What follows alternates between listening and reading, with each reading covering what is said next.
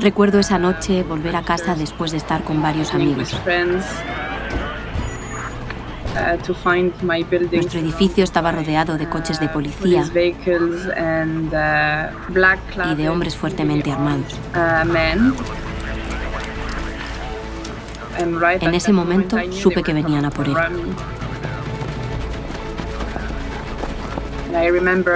Recuerdo que pude llamarle. Rami, ya están aquí.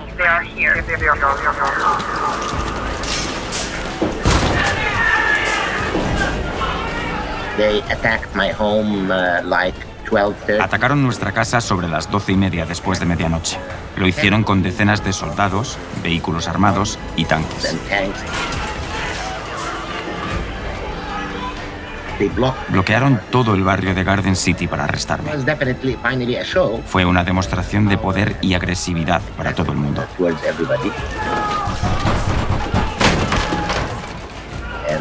Yo les preguntaba, ¿qué demonios estáis haciendo aquí? ¿Tenéis una orden? No tenía ninguna orden. No era legal. Incluso rechazaron identificarse. Pero por supuesto, yo sabía quiénes eran. Siempre supe que estaba en peligro. Desde 2013 hasta 2019, muchos de mis amigos fueron arrestados. Yo no. Asumí que yo era demasiado conocido para que me detuvieran. Claramente, me equivoqué.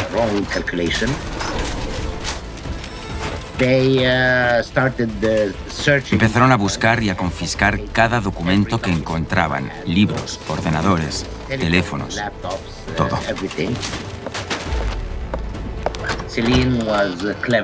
Céline fue inteligente y pidió ir al baño.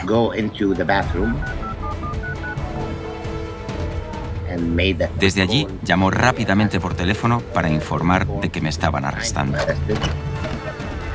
Le dieron 5 minutos para hacer las maletas y enseguida nos sacaron a los dos del apartamento.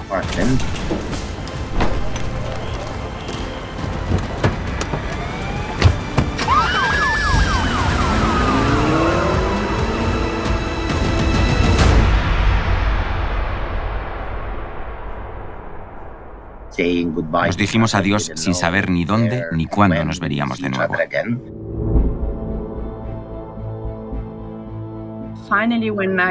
Cuando comprendí que estaban deteniendo a Rami y que me iban a deportar a mí, solo podía pensar en una cosa: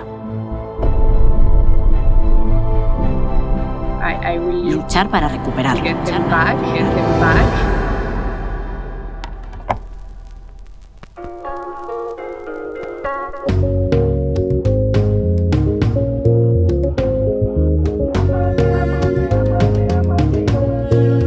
Rami, ya están aquí. Capítulo 1. Egipto.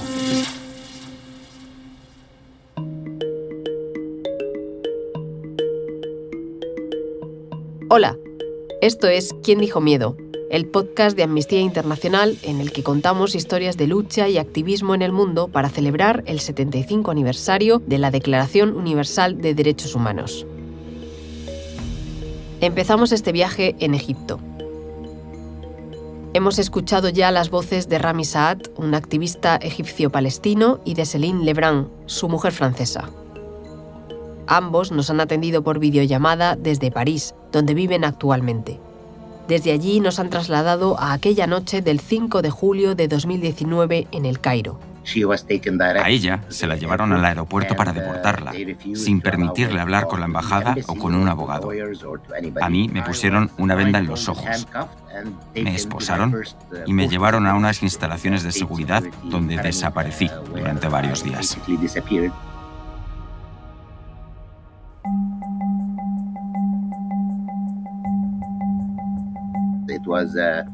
Fue una noche terrible que siempre recordaré.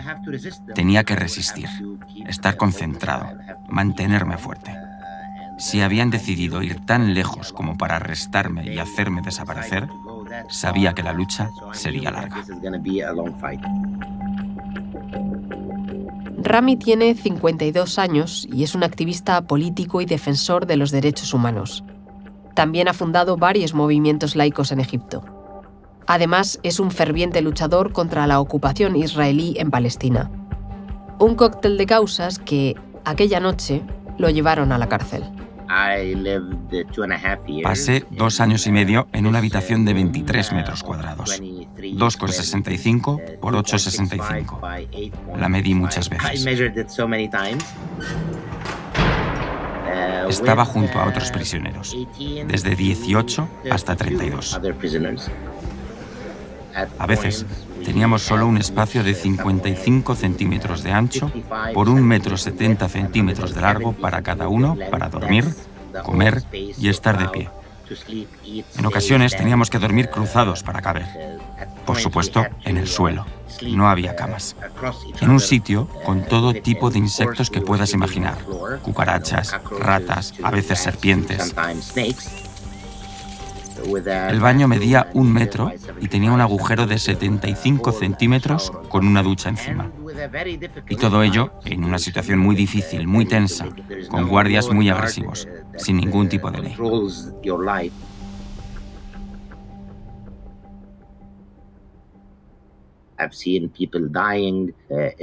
En aquella celda, Rami nos cuenta que vio a muchos de sus compañeros presos morir en sus brazos. Algunos aporreaban la puerta en mitad de la noche mientras sufrían un ataque al corazón o cualquier otro problema médico. Nunca recibían respuesta. A otros los mandaban a reclusión en régimen de aislamiento. Eso, en Egipto, dice Rami, es como la caseta de un perro, de 1 metro por 1,5 metros. No puedes ni estirar las piernas en una habitación oscura, sin luz, sin ventanas, sin puerta. Te dan un cubo como váter y una botella de agua para beber. Y ahí te quedas 2 semanas por las razones más estúpidas, simplemente porque el oficial quiere.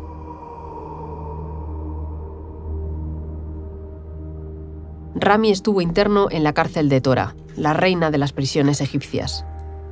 Allí también estuvo preso parte de su condena el expresidente del país, Hosni Mubarak, tras la revolución de la primavera árabe de 2011.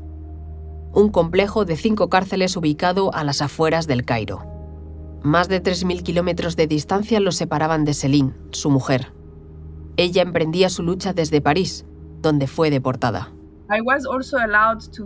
Durante los 2 años y medio que Rami estuvo en prisión, solo nos permitieron hablar por teléfono 2 veces durante 45 minutos. La primera de las llamadas fue en mayo de 2020, casi 1 año después de que lo detuvieran. En todo ese tiempo, nada. Solo pudimos escribirnos algunas cartas, que encima eran censuradas. También me dejaron ir una vez a Egipto y visitarlo en la cárcel. Eso fue en febrero de 2021, y después de mucha presión de varias partes. Así que fui a Egipto 1 semana y vi a Rami 3 veces. Afortunadamente, a veces, la realidad sí que se asemeja a la ficción. La vida en la cárcel de Tora también tiene resquicios de libertad, aunque sea de manera no oficial. Rami, de carácter afable y con un incontestable don de gentes, se hizo con un teléfono móvil y, de forma clandestina, pudo llamar a Céline en varias ocasiones. Ambos también se comunicaban a través de la familia directa de Rami, que estaba autorizada a visitarlo regularmente. Su hermana podía trasladar a Céline los mensajes de Rami, y viceversa.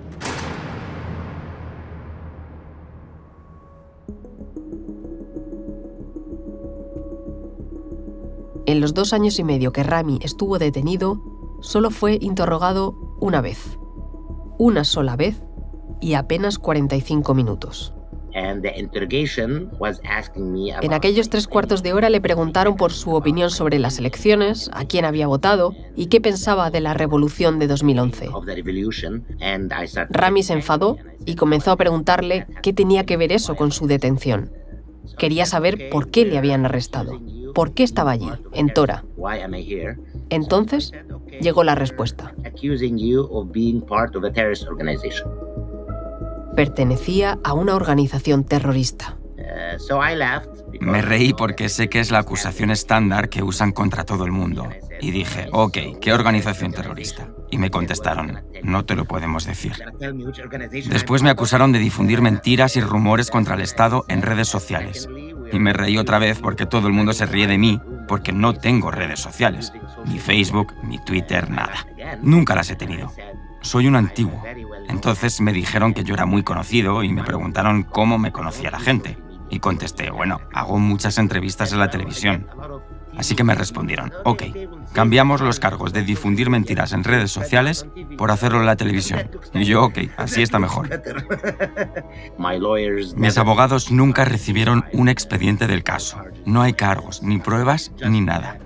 Solo un papel de la seguridad del país diciendo que Rami es un terrorista y difunde mentiras y rumores contra el Estado.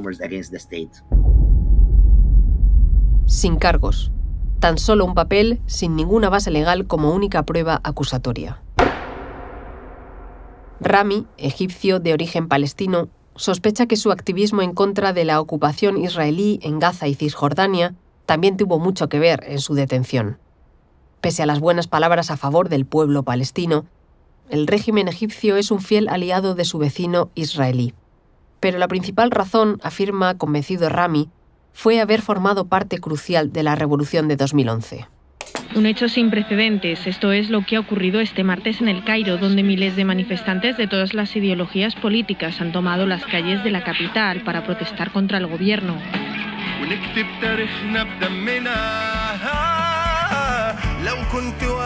El 25 de enero de 2011, miles de personas en Egipto salieron a las calles contagiadas por la primavera árabe que había comenzado un mes antes en Túnez.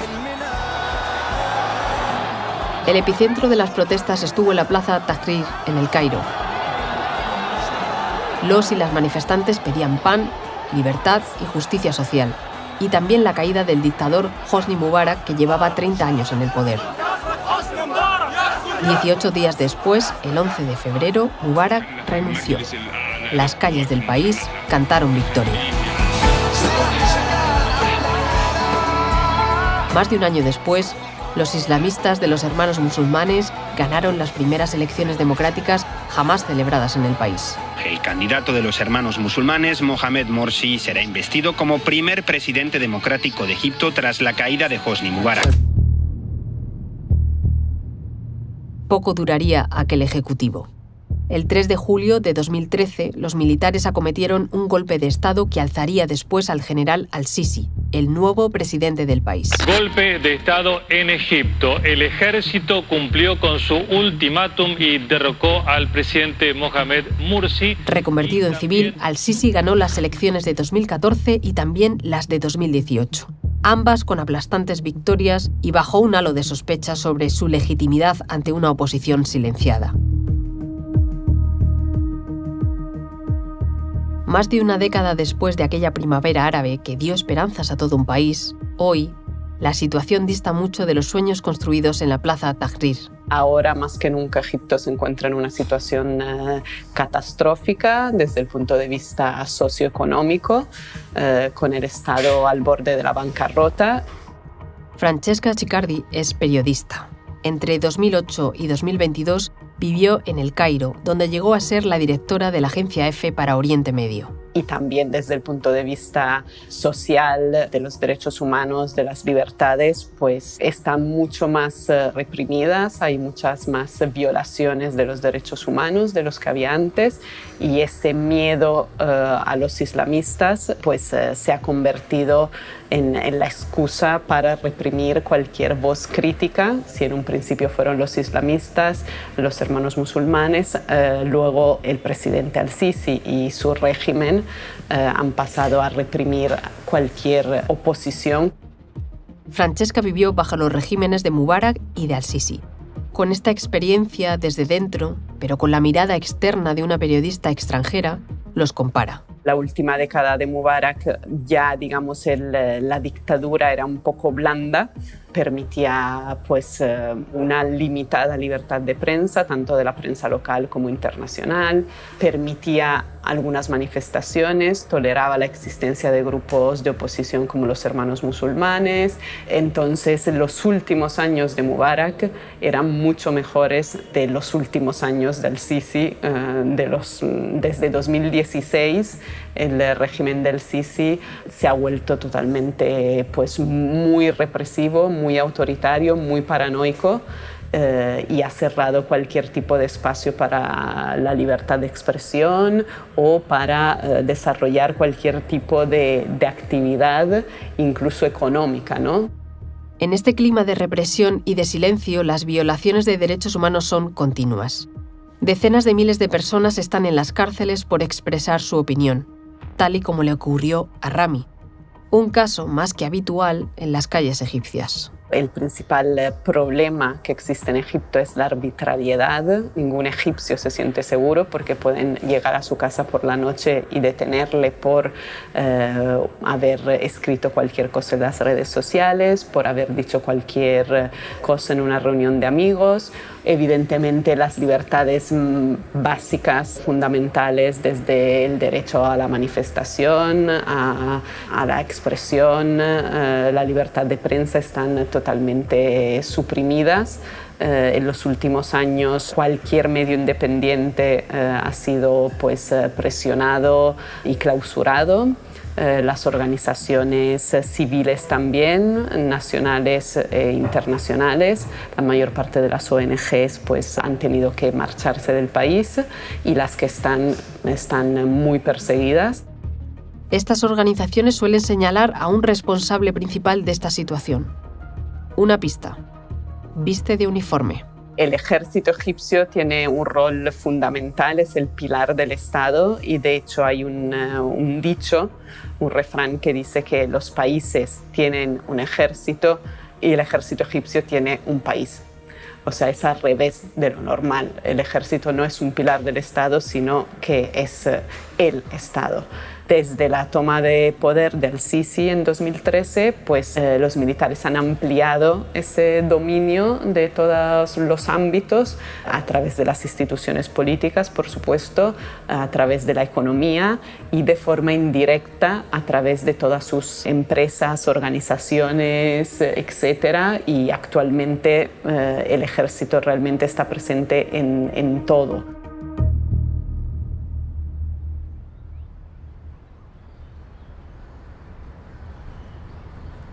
Comenzamos el capítulo con la intervención policial en la casa de Rami y Selim.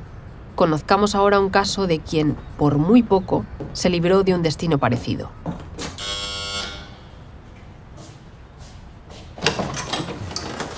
Hola, ¿qué tal? Pasa. Bilal Darder es egipcio, tiene 29 años y vive en el barrio de Santa Eugenia, en el sureste de Madrid. Tiene la voz suave, el pelo rizado y unos brazos que no faltan a su cita con el gimnasio. Es natural de El Cairo, donde trabajaba como fotoperiodista para la agencia de noticias estadounidense Associated Press. Como parte de su trabajo, cubría las manifestaciones y protestas. Además, tenía un blog donde publicaba información sobre ellas. Hasta un día de julio de 2016. Todo eso acabó cuando un abogado que no me conocía, o sea, no era una persona cercana, ¿no? Era un conocido, me llamó para decirme básicamente que yo fui condenado a 15 años a la cárcel. Él estaba en el tribunal ese día y se dio cuenta de que están hablando de mí y me llamó para contarme la noticia. Sus fotografías molestaron al régimen, pero nadie le notificó nada de forma oficial. No le dieron derecho a defenderse. Aquella llamada le salvó la vida, o al menos le libró de un futuro como el de Rami. Yo ya sabía cómo son las condiciones, yo ya sabía a lo que me enfrento si voy a la cárcel. Entonces yo ya decidí que voy a escapar, voy a intentar salir del país. Con un nudo en la garganta, nos reconoce que lo más difícil fue decírselo a su madre. Lo de tener que contar a mi madre que me condenaron a 15 años de cárcel, de que me voy a ir y que probablemente no nos vamos a ver otra vez. Entonces, no sé, te lo puedes imaginar, pero ha sido un momento bastante duro. Verla llorar, no darle el último abrazo antes que salir y todo eso, un momento bastante duro, obviamente. Había mucha lamentación, había mucha tristeza, básicamente. Pese a la dureza del momento, Bilal tenía que actuar rápido. Le condenaron un domingo y el miércoles se fue al aeropuerto.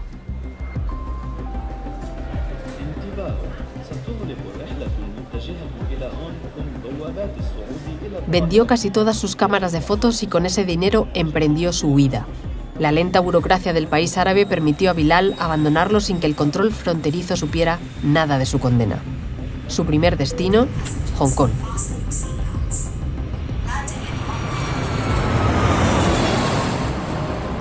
El país asiático no pide visado a los egipcios, así que la elección fue sencilla.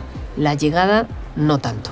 10 días durmiendo en el aeropuerto de Hong Kong porque no tenía absolutamente nada de dinero y todo ahí era muy caro. Así que 10 días bebiendo como Tom Hanks en la película The Terminal. Solo en aquel aeropuerto su mejor herramienta fue su ordenador portátil. Bilal se dedicó a contactar a amigos que vivieran fuera de Egipto. A los 10 días respondió uno de ellos que le ofrecía una habitación en su casa de Malasia. Bilal se quedó 6 meses allí. Su tiempo lo dedicaba sobre todo a pedir asilo como refugiado en decenas de países. El primero en responder fue España. Yo he llegado a España desde Malasia con la ayuda de Amnistía Internacional, con la ayuda básicamente de Amnistía España, ¿no? Básicamente lo que hacen es dar acojo temporal a un defensor de derechos humanos, a un periodista, a un activista o un escritor que está en una situación de persecución, ¿no? Por su trabajo. Y lo que hace el programa es facilitar el proceso del visado, ayudar con la vida aquí en España en el primer año y todo eso. Quedaba solo una plaza cuando yo solicité la última plaza básicamente del año 2016 y me la dieron. Me llamaron de la Embajada Española de Malasia para ir a coger el visado, básicamente. España era un país completamente desconocido para Bilal. No conocía el idioma ni la cultura, pero tenía un amigo en Madrid. Me acuerdo que llegaba el día 25 de diciembre, algo así. Me acuerdo del frío que me acogió cuando salí del aeropuerto. Me acuerdo de las calles vacías, que me gustaban muchísimo porque las calles estaban bastante vacías el día 25 de diciembre. Me acuerdo de los atardeceres bonitos del invierno. Me estaba conviviendo con mi amigo en las primeras semanas, 2 o 3 semanas. Me acuerdo de los paseos que di por el Retiro. La primera impresión que tuve de España me gustó muchísimo. Bilal se instaló y pudo vivir un año gracias a la ayuda de Amnistía Internacional. Después encontró trabajo, no como fotoperiodista, sino en una compañía de seguros, aunque sigue haciendo fotos e incluso ha formado parte de alguna exposición. El salón de la casa de Bilal está lleno de cámaras de fotos y de libros. Gracias a ellos aprendió castellano, se pasó meses visitando las bibliotecas públicas donde devoraba los métodos de aprendizaje de español para extranjeros. Hoy lo habla casi a la perfección, también gracias a la ayuda de Verónica, su novia, con la que vive. Bilal guarda la sentencia que motivó su huida de Egipto. Los cargos que se le imputaron recuerdan mucho a los de Rami. Deslegitimar al Estado y poner en peligro la seguridad nacional, entre otras acusaciones. Según Bilal, todas inventadas y parte de una lista común que imputan a muchos detenidos, como él y Rami. Dejar atrás una vida a la que no puede volver provocó en Bilal un cóctel de emociones inevitable. Hay el sentimiento de estar relevado, de que no voy a pasar 15 años en la cárcel. Hay el sentimiento de la pérdida, la tristeza, de que tengo que dejar a mi madre atrás y que probablemente no la voy a ver otra vez. Tengo que dejar a mis amigos y sobre todo tengo que dejar mis sueños, ¿no? Con respecto a su madre, la intuición de Bilal fue acertada. Mi madre básicamente falleció en el 2018 y no la pude ver, ¿no? O sea, desde que salí no la pude ver. Y yo sabía, porque mi madre tenía varias enfermedades, tenía varios problemas con su corazón y era una señora ya mayor, ¿no? Que estaba a los 80, así que yo sabía que si voy a salir y probablemente no la voy a ver otra vez.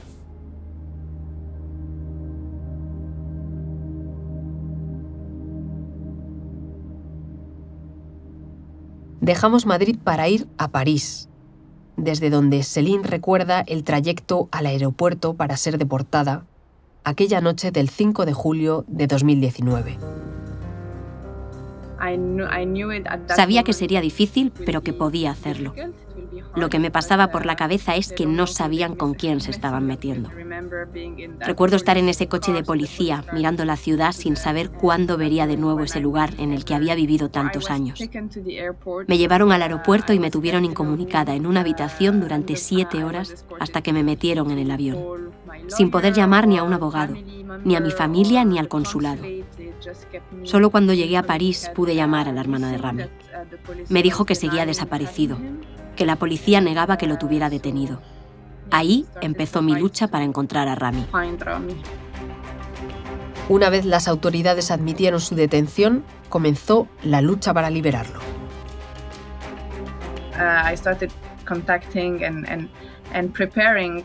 Céline habló con diferentes ONGs, entre ellas Amnistía Internacional. Se rodeó de un equipo que sumó fuerzas. Puso en marcha una campaña internacional para recabar firmas y apoyos. E incluso llegó al gobierno estadounidense y consiguió que el francés pidiera la liberación de su marido. Pero este nunca fue su único objetivo. Rami era un símbolo de la situación de todos los prisioneros políticos en Egipto. Siempre pidieron la liberación de todos ellos. Y como cuenta Céline, eso es lo que llevó a la gente a apoyar la campaña, que se convirtiera en un movimiento para la liberación de todos los prisioneros políticos.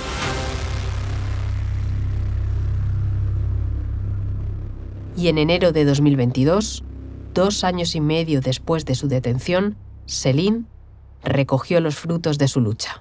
Al fin libre y en París, junto a su esposa francesa, tras pasar 900 días encerrado en una cárcel egipcia, acusado de querer fomentar disturbios contra el Estado. El activista político Rami Saad ha llegado a Francia tras ser liberado y despojado de su nacionalidad egipcia. Céline reconoce el trabajo colectivo por la liberación de Rami y otros presos políticos. Asegura sentirse muy orgullosa y también agradece todo el apoyo recibido durante la larga lucha. Un día un amigo mío me dijo, ¿sabes? Cada día que pasa es también un día más cerca del día que liberen a Rami. Y eso cambió mi modo de pensar y me dio esperanza. Porque era verdad. Mañana estaré más cerca de Rami de lo que estoy hoy. Y eso se convirtió en mi lema.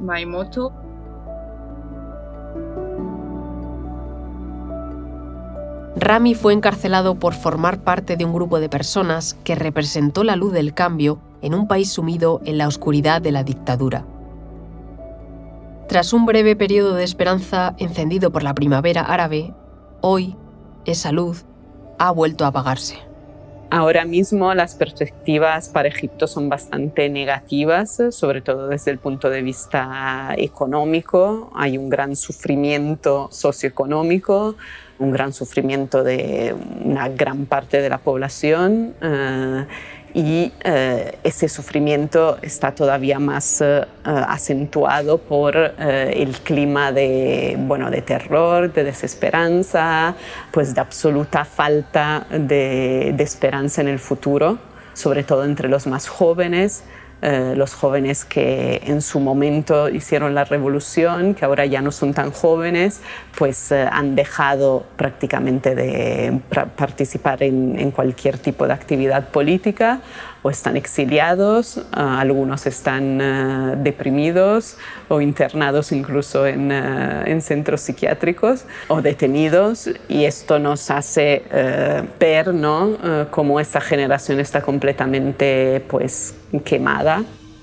Y en esta oscuridad en la que vive Egipto, la comunidad internacional juega un papel esencial, ya que el Cairo representa uno de los principales socios de Occidente en Oriente Medio. La comunidad internacional tiene bastante responsabilidad porque desde el primer momento, después de pocos meses, reconoció el presidente al-Sisi, reconoció el resultado de las elecciones de 2014, que evidentemente no fueron democráticas, ni las de 2018, y se conocen los abusos, las violaciones de derechos humanos que ocurren en Egipto, pero prima el control o la estabilidad que ha conseguido imponer al-Sisi en una zona además que está totalmente desestabilizada, con Libia por el oeste, con Sudán ahora en el sur, con Gaza en el este. O sea, la comunidad internacional necesita un país, un Estado fuerte y estable en Egipto, que no olvidemos es el país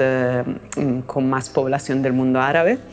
Y también la comunidad internacional le interesa un socio comercial como Egipto. Entonces hay muchos intereses y es cierto que la comunidad internacional en algunos casos, cuando quiere, puede lograr algo.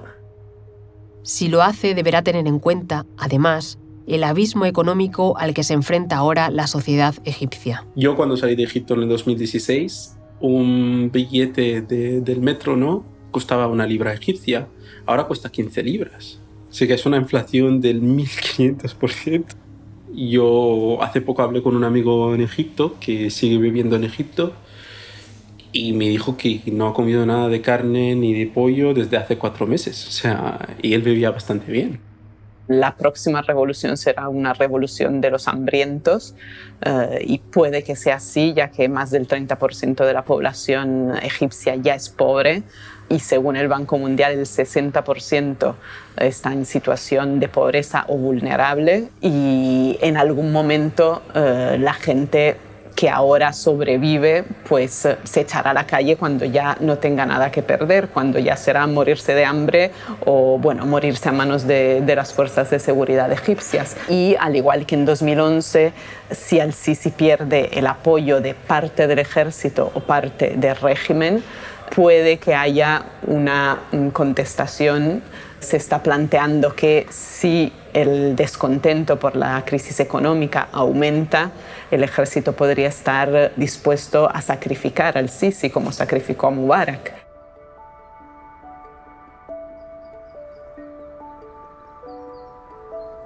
Rami vive hoy en París, junto a Céline. Por ahora son 2, pero pronto serán 3. Algún día, dicen, volverán a Egipto. A pesar del recuerdo de aquella noche en la que Rami fue detenido, de los 2 años y medio en la cárcel, de las humillaciones, del miedo, de las torturas. Rami está convencido de que él siempre ha hecho lo correcto y de que seguirá haciéndolo. Continuará encendiendo una luz en la oscuridad de los abusos del régimen para que todo el mundo los conozca. Porque así, a través de la lucha, dice, el cambio no tardará en llegar. No tengo ninguna duda de que este régimen no va a continuar. Este nivel de atrocidad, de criminalidad, de tácticas mafiosas, esta completa destrucción de la ley y sus instituciones no continuarán en Egipto.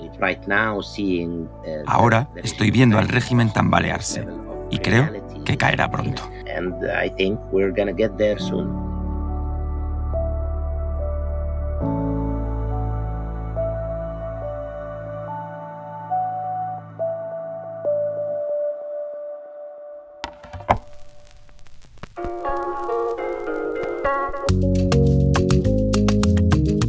¿Quién dijo miedo? Es un podcast original de Amnistía Internacional. Producido por The Voice Village. Dirección, entrevistas y guión, Edu Marín. Narración, entrevistas y asistencia en guión, Ángela Sepúlveda. Música original, Bianca Muy. Sonido, Pablo de Diego. Producción ejecutiva, Ricardo Villa. Responsable de producción en Amnistía Internacional, Neida Romero y Ángel Gonzalo. ¿Quién dijo miedo? Un podcast de Amnistía Internacional.